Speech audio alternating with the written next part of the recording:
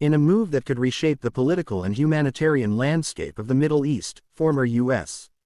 President Donald Trump announced that he had secured the agreement of Israeli Prime Minister Benjamin Netanyahu on a new deal aimed at resolving the long-standing conflict in Gaza.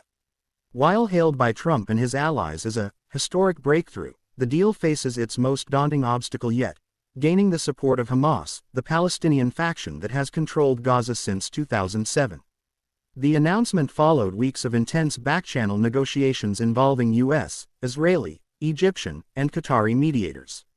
According to officials familiar with the talks, the deal proposes a phased ceasefire between Israel and Hamas, significant easing of the blockade on Gaza, and a U.S.-backed reconstruction package estimated at tens of billions of dollars. In return, Hamas would be required to halt rocket attacks, accept a permanent cessation of hostilities, and agree to an internationally monitored governance framework that would reduce its military role. Trump, speaking at a press briefing in New York, declared the agreement with Netanyahu a massive step toward peace in the Middle East. He emphasized that Israel's acceptance represented a dramatic shift, particularly given Netanyahu's historically hardline stance toward concessions in Gaza. For the first time in decades, Israel is prepared to make serious compromises to bring peace and security to the region, Trump said. Yet optimism quickly collided with skepticism. Hamas officials have yet to endorse the proposal, and initial responses suggest deep reservations.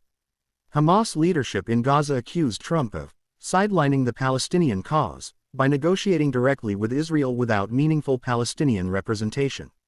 Senior Hamas spokesperson Khalil al-Hayya stated, "Any agreement that does not recognize the right of Palestinians to full sovereignty and self-determination is unacceptable." The political complexity is immense. For Netanyahu, who faces ongoing challenges at home, including legal troubles and coalition pressures, the deal represents both a diplomatic opportunity and a domestic gamble. Supporters within Israel argue that easing the humanitarian crisis in Gaza could stabilize the southern border and improve Israel's international image. Critics, however, warn that the concessions risk strengthening Hamas without achieving true demilitarization. For Trump, the agreement plays into his broader effort to showcase foreign policy achievements ahead of his presidential campaign. He has repeatedly framed himself as the only leader capable of securing peace in the Middle East, pointing to the Abraham Accords as evidence of his track record.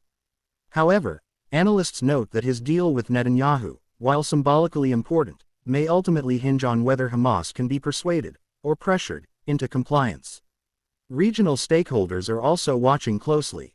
Egypt and Qatar, longtime intermediaries between Israel and Hamas, have expressed cautious support but stressed the importance of Palestinian buy-in.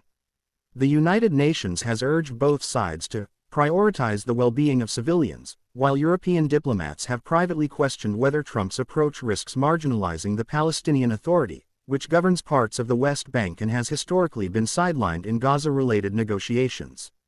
Public opinion within Gaza remains another major unknown. After years of blockade, economic hardship, and repeated cycles of violence, many Palestinians are desperate for relief.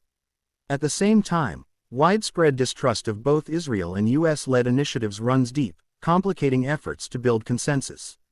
The deal, if implemented, could mark the most significant shift in Gaza's trajectory in decades, offering a path toward reconstruction and stability. But without Hamas's endorsement, the plan risks collapsing under the weight of political realities. For now, Trump's triumph in securing Netanyahu's approval is only the beginning of a much longer and uncertain process.